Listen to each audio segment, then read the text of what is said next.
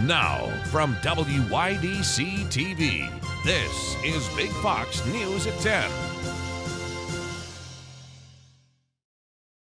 FEMA has denied Steuben County individual aid to recover from Tropical Storm Fred.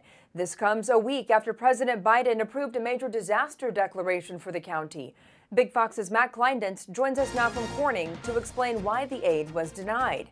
Good evening, Jennifer. County officials are looking for answers as to why FEMA denied the request for individual flood aid. One official I spoke with urged patience as the county reapplies. Unfortunately, we're kind of caught in the middle of this. On Tuesday, FEMA denied request for individual flood aid for Steuben County. While the county will be receiving public assistance to fix schools, roads, and bridges, damage to homes and businesses will not be covered by the disaster declaration. We know that they are two separate processes, and we're getting, kind of in the middle of some of the bureaucratic processes in Washington. County Manager Jack Wheeler says that they are unsure why FEMA denied their initial request. Wheeler says they were told that the county did not meet the thresholds for individual assistance, which, unlike public assistance, is very vague. We just don't have as much insight into the individual assistance process. So we've asked, what are those thresholds that have not been met? How far below the threshold are we? And what can we do to show that the damage is significant? Despite being denied, Wheeler says the process isn't over. Governor Hochul released a statement vowing to appeal FEMA's decision to get the county federal assistance. All of our federal and state representatives are on our side and are pushing very strongly against FEMA to reconsider this decision. Matt Kleindens, Big Fox, WYDC in Corning. The FDA meets tomorrow to determine the fate of boosters from Moderna and Johnson & Johnson, but the outcome is far from certain. David Lee Miller has more from New York. Moderna says booster shots are needed for its COVID vaccine, but the feds aren't sure about that. Ahead of a meeting on Thursday, FDA officials say the drug maker has not met the criteria to authorize a third dose 6 months after the second, because the vaccine's effectiveness remains strong. But that doesn't mean Moderna won't get approval. The FDA isn't bound to follow the advice of its experts, and the CDC also needs to meet to examine the data. There are many different perspectives on how to deliver vaccines, what's the most efficacious strategy, and who benefits. Meanwhile, officials are still focusing on getting people to take their first shots. A vaccine mandate for all businesses with more than 100 employees is getting closer to taking effect. Federal regulators submitting their draft of the new rule to the White House Office of Management and Budget for review. Just a day after the governors of Florida and Texas banned vaccine mandates in those states. But the White House says federal law trumps state law. We're going to continue to implement the law, which the President of the United States has the ability, the authority, the legal authority to do.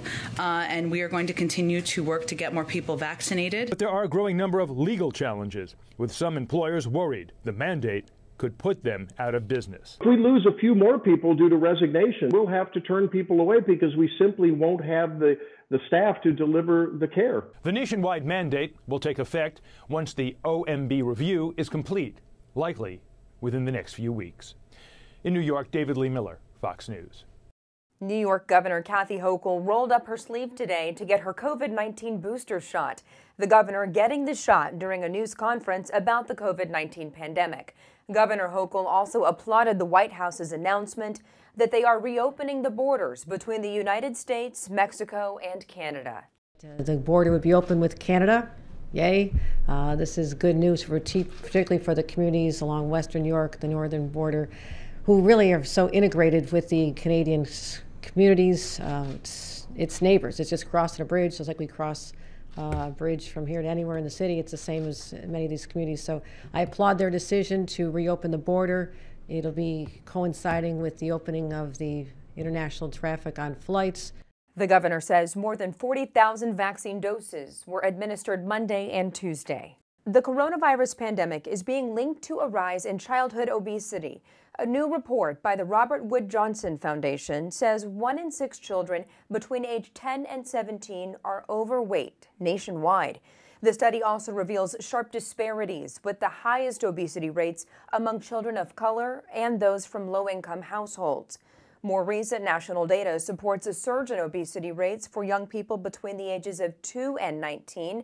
from just over 19% in 2019 to over 22% in 2020. The Robert Wood Johnson Foundation is calling on policymakers to prioritize children's health and improve racial equity. Health experts are urging people to be vigilant and take necessary precautions as we head into flu season amid the ongoing COVID-19 pandemic. Alicia Machado has more. Connecticut doctors sending out a message to prepare for flu season this winter. There is no doubt that the flu season this year will be worse than last year. But that's because last year was so good. There were very little cases. Hartford Healthcare Chief Epidemiologist Ulysses Wu anticipates flu cases will have a similar timeline as previous years, sporadic through October. Then more cases will show up in November and December and peak in February. But he expects the flu could affect more people this year than last year. The two main reasons, flu shot hesitancy and people not wearing masks as much. The mandates last year required masking for most of the year. And this year, there are some masking mandates, but for the most part, there's not mandated masking. And so because of that, this is a respiratory transmitted disease. And by science alone, when you take away a barrier, you're going to have more, you're going to have more cases of influenza. As healthcare providers keep an eye on both viruses, there are some steps you can take to stay safe this flu season. Vaccination is still the primary way to prevent that. And, I'd encourage anyone, including kids, to go out and get that flu shot this year. That's, one really important step for prevention. And when in doubt, wear a mask. The masks provide that higher level of protection. So, in crowded indoor environments, that can be helpful as well. Something doctors we spoke with are recommending for holiday gatherings this year, along with getting vaccinated and having outdoor get-togethers. Alicia Machado, Fox 61 News. Physicians across the country are worried about patients arriving in their offices with cancer in advanced stages. Research shows nearly 64% of the population has put off routine screenings due to the pandemic. Those include mammograms, colonoscopies, skin checks, and pap smears. Testing rates for breast and cervical cancer decreased by as much as 98% in some communities as the pandemic was taking hold last April. Experts note the greatest declines were seen among women of color. The Food and Drug Administration giving approval to one kind of vaping device.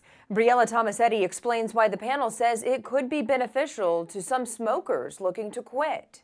For the first time in the nation, FDA officials on Tuesday gave the stamp of approval to some e-cigarettes, marking a major milestone for the vaping industry. The agency approved 3 R.J. Reynolds Views vaping products and said their benefits in helping cigarette smokers kick the habit outweigh the risks of hooking kids and teens. It's important for the FDA to say that it's okay for physicians to prescribe these e-cigarettes as opposed to the probably millions that have been on the market so far and have often been abused. Dr. Ian Newmark, chief of pulmonary medicine at Syosset Hospital, says while vaping products do contain nicotine, they have less cancer-causing chemicals than traditional cigarettes. The FDA's decision, though, only applies to Vuz's tobacco-flavored cartridges. Officials rejected 10 other requests from the company to sell flavored products. They gave us the license for vaping, and then all of a sudden they ban all the flavors. So what am I selling? I'm left with nothing, literally nothing. Gamil Hassan, who manages Smoke Zone on 2nd Avenue, says business has sharply declined since the FDA announced a recent ban on most flavored e-cigs. Because almost 90% of my customers have quit cigarettes. In the meantime, many public health organizations and politicians claim e-cigarettes, flavored or not, still put the nation's youth at an undue risk of addiction. The Campaign for Tobacco-Free Kids writing in a statement, quote, "It is concerning that a product that has 3 times the nicotine concentration as legally permitted in Canada, the UK, and Europe was authorized." The FDA is still reviewing R.J. Reynolds' request to sell a menthol-flavored formula, but is restricting the company's advertising methods to reduce the risk of youth exposure. People who get Social Security are about to see more cash each month. The Social Security Administration announced recipients will see monthly checks jump by 5.9% next year. Those monthly payments will soar about $92 to an estimated $1,657 for 2022. But it's not time for a shopping spree. The reason for the hike is because of inflation. To put it in perspective, in 2021, the adjustment was 1.3%. An advocacy group called Social Security Works found even with the increases, benefits have lost 32% of the buying power since 2000. The annual adjustments have increased payments by 5%, but expenses have grown by 105% over that same time period. The Potter's Hands Foundation is hosting its annual Hands of Hope Gala in November. The gala helps the organization raise money to continue its mission to help survivors of sex trafficking. The event is being held at the Pleasant Valley Wine Company in Hammondsport and features wine tasting, dinner, and live music. The gala takes place on November 6th. The Corning Museum of Glass teamed up with Red Bull to create an out-of-the-box stunt. Stunt motorcyclist Aaron Colton rode his custom-made electric bike across the Glass Museum to create a bull in a china shop. The museum's hot demo team even joined in by creating a hand-sculpted Red Bull while Colton was performing his stunts. The planning of the display and stunts took 2 years for Red Bull and the museum to complete. Still ahead tonight, it is a leading cause of death for babies, but sudden infant death syndrome can be prevented. The cries and screams of that parent who will never see their child again due to a decision such as bed sharing or falling asleep on the couch that seems so benign will haunt my dreams for the rest of my career. What doctors want parents to know about keeping your baby safe during Safe Sleep Awareness Month. Here's your local stock market update from Big Fox.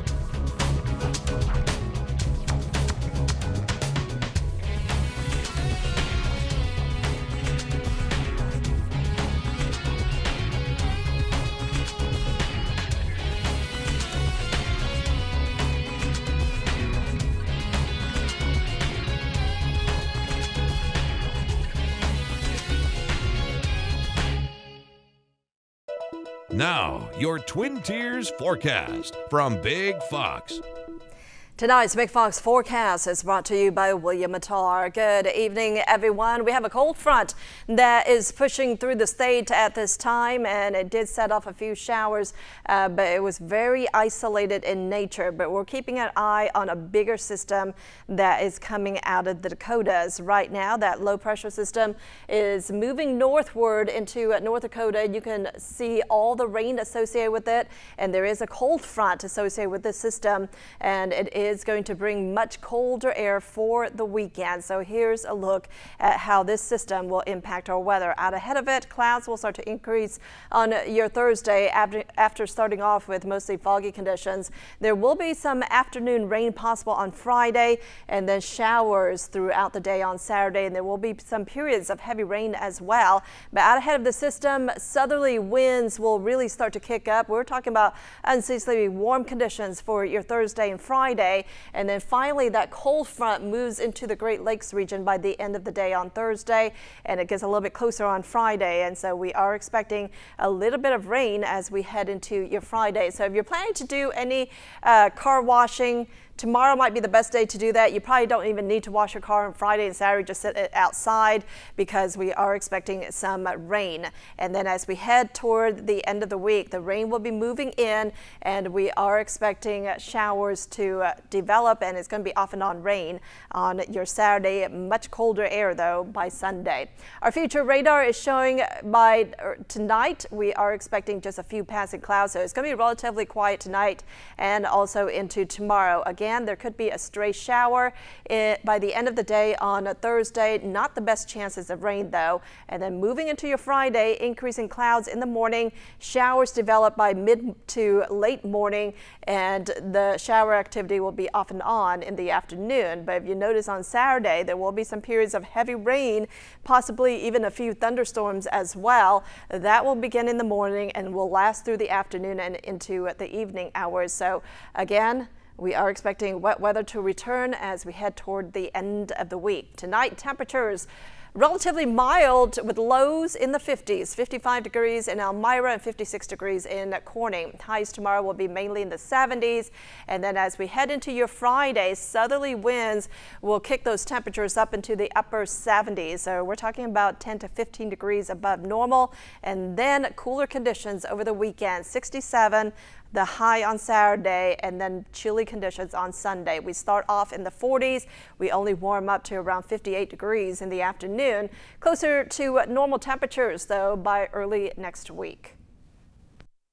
It's one of the leading causes of death for babies, but sudden infant death syndrome can be prevented. October is Safe Sleep Awareness Month, and doctors are reminding parents that keeping babies safe is as easy as ABC.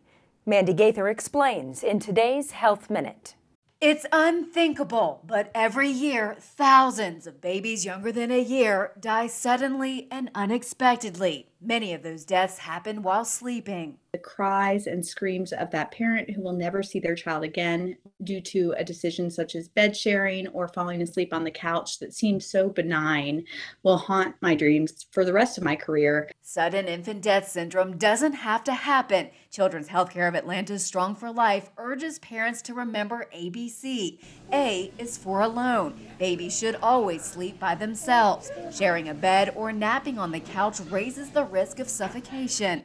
B is for back. Babies should sleep on their backs and on a firm surface. Their neck muscles aren't strong enough to prevent suffocation. Just because your mother put you on your belly, we call that survivor's bias. So we think it's going to be okay, but it really, the one time you do it could be the last time you see your child. C stands for clear. Keep cribs clear of anything that can obstruct breathing, including blankets, toys, and loveys. A boring crib is a safe crib. If your child falls asleep in a car seat or swing, move them somewhere safe when you can. That chin to chest position that the car seat naturally puts children in is safe for riding and for short periods of time, but not safe for sleeping. Focusing on where your baby sleeps can help keep them safe day and night. For Health Minute, I'm Mandy Gaither. Good Samaritans rush to help after a school bus swerves into a ditch with kids on board. Alex DePrado has more. I heard that big bang. Just before the bus landed in a ditch in the woods off Greenough Road. When she passed me, she was slumped over the wheel. The driver nearly hit Stephanie Geary and Gina Lynch, who were in cars traveling the opposite direction. Missed me by millimeters, came onto our side of the road, and pretty much went airborne. It was like something like you see in the movies. A movie, definitely a movie. And it was going really fast. At first, I thought she lost her brakes. The women pulled over, ran into the ditch, and opened the back door to the tilting bus to find 6 frightened children. It was screaming. They were in shock. Screaming. They didn't want to move it first. They, along with another man, worked together to get the children, who are in grades kindergarten through 3rd, off the bus. And we got one by one, and then we got them up the hill. One girl I had to carry because her leg was hurting. Yep. Other than that, I kind of dragged them up the hill the best I could. Others who live in the nearby neighborhood rushed to help. They talked to me about their day at school, and they were a little afraid, kind of like it was a very scary thing for them to go through. The driver was taken to the hospital. Geary and Lynch say their maternal instincts took over. We just became mama bears. Mama bears. Yeah, I think your motherly instinct just kicked in. Mama bears just kicked in. You hear screaming kids, nothing can stop us. An unusual wedding video is going viral. It shows the groom heading down the aisle with a woman dressed in white in a community outside of Columbus, Ohio. But she's not the bride, she's his sister-in-law. Brian Somerville explains the significance of the moment. When it comes to relationships, certain cards are held close to the chest. Others we can't help, but lay them all on the table. Morgan Altier's hand would not even exist. I just love her and adore her. Without her twin sister, Macy. Inseparable, they've been for 25 years. Morgan says she's always admired Macy, always had to be loving on her, hugging her. Their whole lives, Macy, who is noticeably smaller, has always had special needs, though doctors were never able to give her a diagnosis. My mom finally was just like, you know what, we love her how she is. We really don't need to know. We don't need to label it. She's perfect how she is. So when Brian was shuffled into the deck 6 years ago, Morgan laid out her hand. A powerful pair. It was just important for him to know that she will forever be in our lives. Brian was all in. saying meeting Macy to him was just as important as meeting Morgan's parents. It was always, a very important thing for Morgan, for whoever she has in her life, to have a relationship with Macy as well. A pair of twos upgraded to three of a kind. So it was only fitting that on October 1st, Morgan and Brian's big day, the spotlight also be shared with Macy. With his heart full of love and his arms full of Macy, Brian carried his sister-in-law down the aisle, his words of support countering her shyness. I just kind of told her, I was like, Mace, look, all these people are here to see you. And then that's when you see her sit up and she is just kind of like taking it all in. To date, the TikTok video, Morgan says, has been seen more than 39 million times. A moment fit. She really was just taking the whole thing in. Like it was her moment, For royalty. The queen has arrived sort of thing. I just wanted her to have that all eyes on me, my special moment. I get to dress up. I get to wear a white dress and look pretty. And I just wanted her to share that with me. The perfect family, the perfect hand, made complete thanks to its queen. Captain's log, stardate 10/13/21. That's the date Star Trek fans will remember. The day their beloved Captain Kirk, William Shatner, became the oldest person ever to travel into space. Jeremy Roth has today's Take a Look at This. Actor William Shatner has made history, blasting off with the crew of a Blue Origin rocket at age 90. Engine start. 2, 1. To become the oldest person ever to travel to space, to boldly go where people much younger than him have pretty much already been. Shatner's trip to suborbital space and back was a short one, only about 10 minutes, but that didn't keep throngs of fans from being excited about the voyage. I thought it was really, really cool that somebody from Star Trek was actually going to be going out into space. But at 90, he's done it all. Why not? Live long and prosper. As a celebrity, Shatner will likely never be able to slip free of his bond with Star Trek, but at least as an amateur astronaut, he was able to slip the surly bonds of Earth, boldly going toward the very stars that made him a star, if only for a short time. I'm so filled with emotion about what just happened. It's extraordinary. What goes up must come down. Such was the case with 4 cooling towers at a retired UK power station that were brought down in spectacular fashion by a controlled implosion. UK-based DSM Demolition shared impressive video of the operation that leveled the nearly 300-foot structures that were the last of 8 inoperative cooling towers at the retired Eggborough Power Station in North Yorkshire. The company says the demolition is part of a plan to redevelop the site. For Take a Look at This, I'm Jeremy Roth. We want to leave you with a smile tonight. Need an excuse to satisfy your sweet tooth before Halloween? Well, now you have one. Wednesday is National M&M's Day. You can celebrate the day by simply enjoying the candy or with an M&M inspired bake sale or party, offering such goodies like M&M brownies, cookies, and cupcakes. Here's some fun facts for you. Production of the candy began in 1941 at a New Jersey factory. The slogan, "Melts in your mouth, not in your hands," was created in 1949. And apparently they're easy to eat in space. In fact, they're reportedly the most eaten chocolate by astronauts while they are in space. Thanks for joining us. Have a great night.